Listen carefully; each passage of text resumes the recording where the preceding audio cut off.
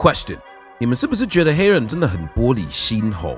说你皮肤黑就是歧视，说你牙齿白也是歧视，在黑人面前吃烧仙草也是歧视。黑人这么那么玻璃心呢？我跟你讲吼，其实是那个 BLM 运动啊，一直在说歧视黑人啊，让有礼貌的台湾人看到黑人不知道怎么讲的啊，只能讲那个皮肤很深色的人，或是那个非洲来的先生，黑人真太玻璃心了啦。What's up, my nigga? BLM 真的太让人讨厌了啦！我以为 BLM 是 Black Lives Matter， 结果是玻璃 Matter 啦。What up? 大家好，我是唢呐。What you heard is the impression I get from Taiwanese people online and who I've met in person. They are not only afraid to talk to black people, but some of them try to avoid us at all costs. So in this episode, I'm going to explain to you the history of BLM, what it really means, and how it all went to shit. And after watching this video, you will know 台湾到底有没有歧视问题, how Taiwanese and black Americans are actually very similar, and there's also an Easter egg hidden in this video. But I ain't gonna tell you where it is, so pay close attention and see if you can find it. Trayvon Martin was a high school football star who at age 9 once rescued his dad from a burning building like a goddamn superhero. But in 2012, as he walked through a wealthy white neighborhood wearing a hoodie and eating Skittles, he was suddenly gunned down by a local resident, George Zimmerman, who thought Trayvon looked suspicious, although he was unarmed. Now, because of Florida's Stand Your Ground law, which enables you to shoot someone in self-defense, George Zimmerman was not arrested or charged. And once this hit the news, the black community was pissed. Soon after, an online petition was created demanding an investigation which reached over 2 million signatures. Soon after that, Patrice Cullers, along with several other black women, created the Black Lives Matter organization. Now, if you're Taiwanese, you might think this kind of resembles the Hong Zhongqiu incident back in 2013, where a young man died while being punished while serving the military. And after a cover-up, when it got out, Taiwanese society lost its shit and demanded the government do something. And they soon did, much unlike its American counterparts. Now, soon after the Trayvon Martin incident, Eric Garner was strangled to death by a New York police officer using an illegal chokehold. Before he died, Eric shouted the infamous line 11 times, "I can't breathe." The police officer was never charged and wasn't even fired until 5 years later. Less than a month after that, 18-year-old Michael Brown was walking in the middle of traffic, and when he was stopped by police, he attacked the officer, which resulted in a chase. The officer shot him 6 times, and the final one being a headshot. Again, the officer was not prosecuted. Now, if you think about it, the situation of people of color in the United States is somewhat similar to that of Taiwan in the international community. Ignored by the system, even though everyone knows you exist, but unwilling to treat you fairly. In America, for every 1 million black people, 39 are shot by the police. Hispanics are shot 28 per million, while whites are shot 16 per million. But here's the thing, white people account for 68% of the US population. Black people, 12%. Fun fact, 70% of the entire world's microchips are made by Taiwan, but only 7% of the world's countries recognize it as a country. The world knows you exist, yet you appear not to. Quantum physics is at work, yo. America's apathy towards black people is what gave birth to the Black Lives Matter movement. Kind of like if Taiwan launched a Taiwan Lives Matter movement and then its neighbor launched an All Lives Matter movement in response. You done fucked up now! You see how political correctness can be used as a weapon? The starting point of BLM was a good one, to resist being treated unfairly and being ignored. But like the Me Too movement, it was doomed to fail from day one. But this movement failed even worse, sparking a second civil war in the US, sending America on a downward spiral. And its tinder begins with Patrice Cullers. Check this. From 2013 to 2020, Black Lives Matter received a total of $10 billion in domestic and foreign donations. Now, the Taiwanese annual defense budget is $15 billion per year. That means that Black Lives Matter accumulated over 67% of Taiwan's annual defense budget, yo. Jesus, with that kind of money, you could fund your own private army. And the weight and responsibility of all that money falls upon Patrice Cullers, a black woman who is part of the LGBTQ community. Now, obviously, her being a part of these communities was incidental rather than intentional. However, she did make the very intentional decision to be a believer of Marxism, the very system which is a direct threat to the United States government. So a person like this has an annual budget of $1.4 billion a year and is the leader of one of the largest social movements in US history. This sounds like karma for all the years the CIA spent overthrowing foreign governments. Payback's a bitch, and I'm the son of one. Citing Mao Zedong, Karl Marx, and Vladimir Lenin as her primary influences, Patrice Cullers was very good at using her words to persuade and influence people. But according to herself and others, she was not actually leading BLM. She described it as a decentralized movement with no structural hierarchy that every oppressed black person should support. That kind of reminds me of something.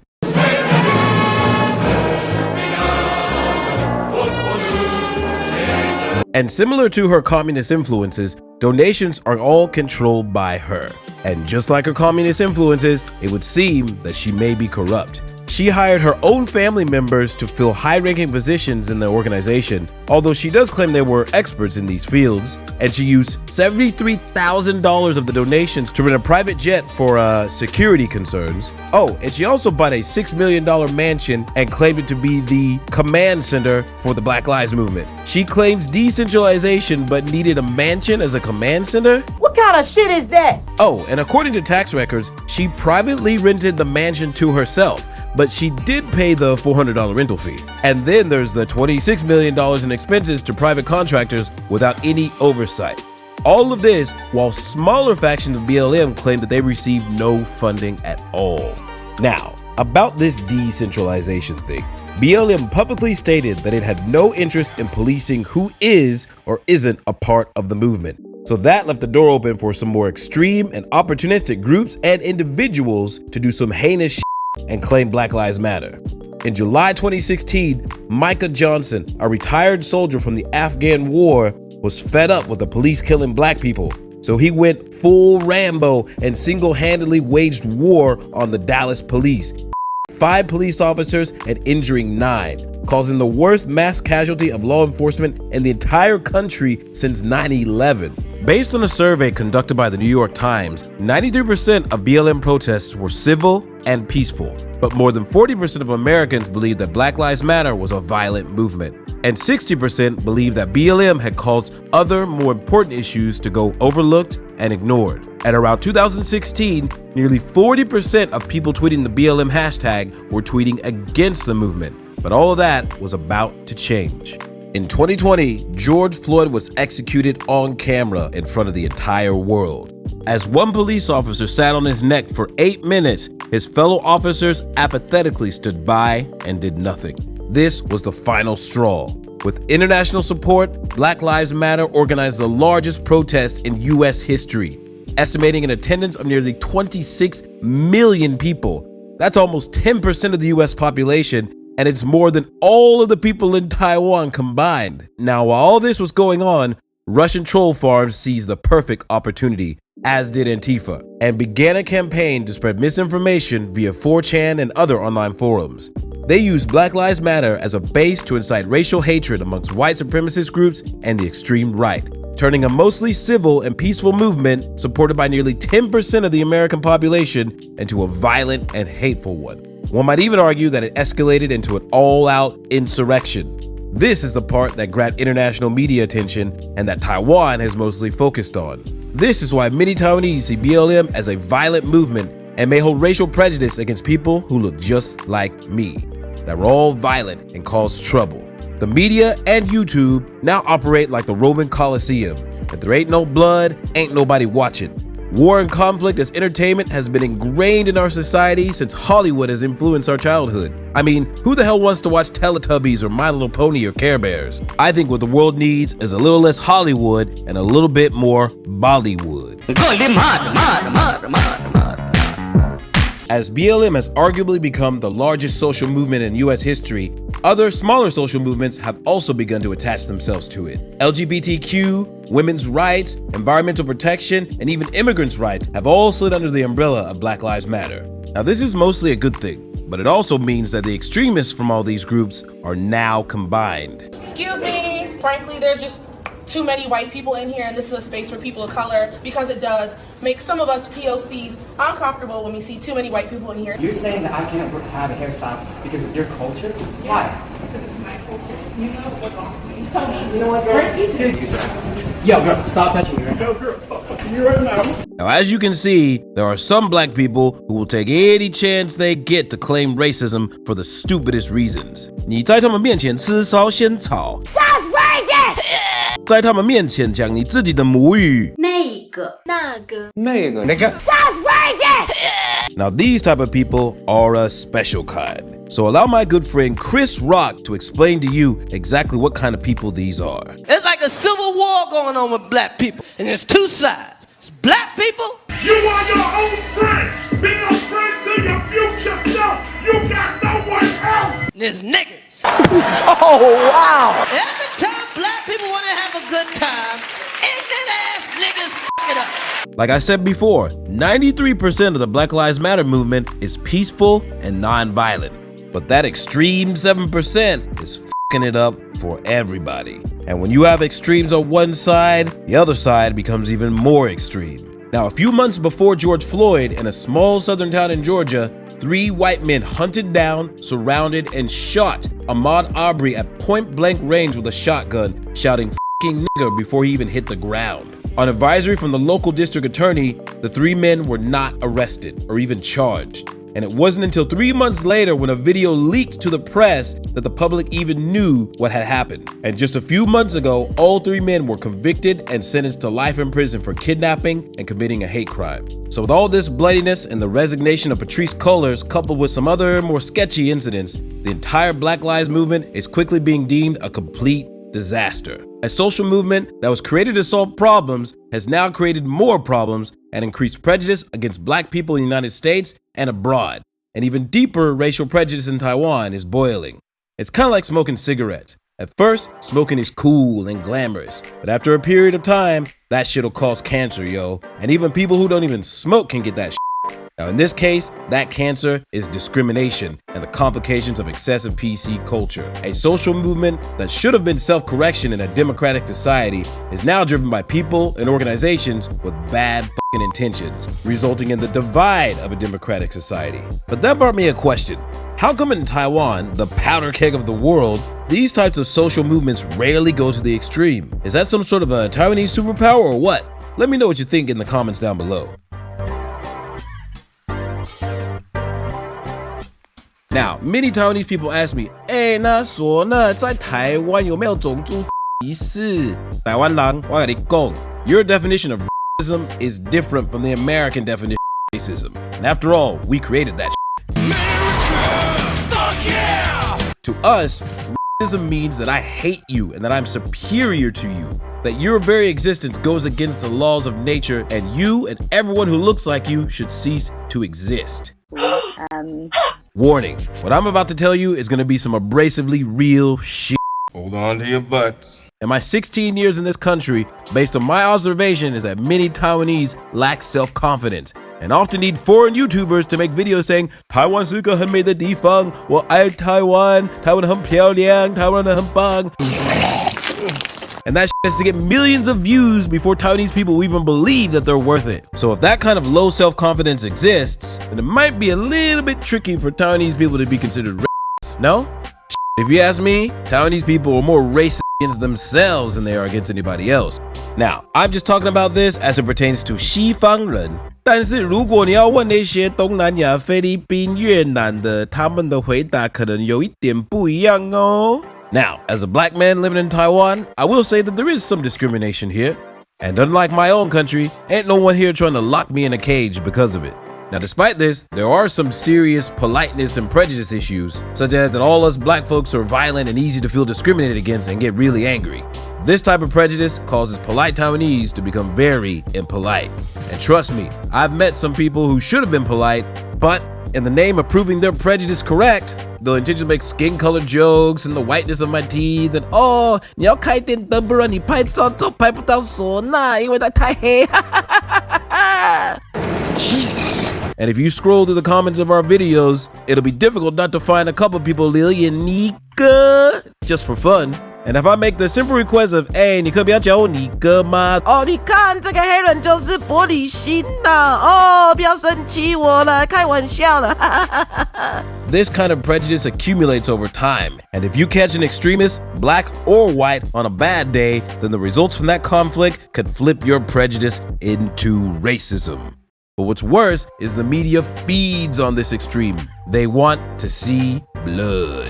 And it becomes an endless spiral of madness. Just like 2 years ago when the Wacky Boys did that dancing coffin thing. And soon after I filmed a video with them, it was brought to my attention that several people had warned them not to do it before they posted it, and that they were already aware of the cultural taboo of blackface in the United States and other Western countries. Now that is not the cultural ignorance I'm talking about. That is just straight up apathy. Now, their defense was that the blackface was only offensive to American, and that they were making fun of Ghanaian people. So that's okay, right?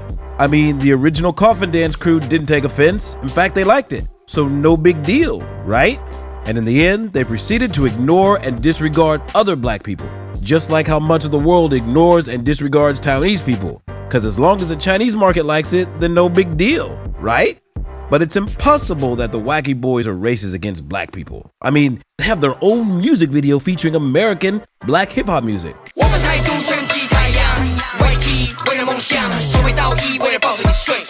So they're all good, right? Wrong, wrong, wrong, wrong. Wrong, wrong, wrong, wrong. Their behavior itself was apathetic towards black people. Their reaction was prejudice towards black people. The prejudice that all black people will claim racism any chance we get. Prejudice plus apathy will result in racism. This is what American Black history and BLM has taught us. Now I know. And knowing is half the battle. G.I. Joe! Now, I know after this part, there's gonna be a lot of people in the comments with their own opinions, and some of them might even be against the Wacky Boys. But please, don't attack them and keep it civil, yo. Besides, prejudice and social neglect are common amongst all types of people. If I were them and a teenager, I might even behave in the same way. It doesn't make them bad people, it just means they probably never met a black person or talked to enough of us to know what we're really about. Kind of like how much of the world has never met Taiwan and not even had a chance to have a conversation to see what Taiwan is really about. And if they did, then I bet they would understand what it's like to be under the constant threat of a neighboring government from a very large nearby country. So, through talking to each other, we can help everyone to understand the dangers of prejudice, apathy, and anger, and how much harm it can cause. And trust me, that shit is just as dangerous to Taiwan as smoking is, and it can be used by hostile groups, countries, and governments to cause chaos. Don't believe me? Just have a look at my country right now. Now, Taiwan has migrant workers from Southeast Asia, a Chinese spouse population, and a minority Aboriginal population. And if the prejudice and apathy continues, then who knows? Someone or some government could weaponize it and cause chaos. Check this. BLM is actually the second Black Lives Matter movement. About 40 years ago, there was this very tiny group of renegade BLM activists known as hip-hop. So let's do some math. Black Lives Matter plus a fat-ass beat equals hip-hop. It talks about what is really going on in society. One of the first hip-hop music videos featured a man standing on the street rapping about how fucked up shit was in his neighborhood. Don't push me, cause I'm close to the edge. And how he couldn't take it anymore. I'm trying not to lose my head. A few years after that, one of the most famous hip-hop groups ever dropped this music video. The police coming straight from the underground. A young nigga got it bad cause I'm brown. Police brutality, inequality, racism, and apathy were all the main themes of early hip-hop culture. Hip-hop was a way to reach people and help them understand the seriousness of what was going down in black society. This is what people like Nas, KRS-One, and Kendrick Lamar have been doing. Hip-hop culture does a lot of things. It'll make you laugh, it'll make you think, it'll show you some ass, and of course, the cowbay element known as diss. And on Hao Ji's He, we got ass and we got diss. So for all you newbies, we have always been a hip-hop channel. And now you know. Another one. G.I. Joe! Now, in our next episode, we're going to attempt to tackle the biggest whale yet, the LGBTQ movement, which is slowly falling apart in America. But before we drop that episode, I highly encourage you to watch Dave Chappelle's Netflix specials. His most recent one is pure gold. He uses a language that everyone understands to discuss a very sensitive issue, humor. And I'm sure just by mentioning his name, this video is gonna get a few more dislikes. But real talk, he is one of the most ferocious warriors of our generation, and he fights his battles one laugh at a time. So until then, remember to like, comment, subscribe, and I will see you on the flip side. Peace!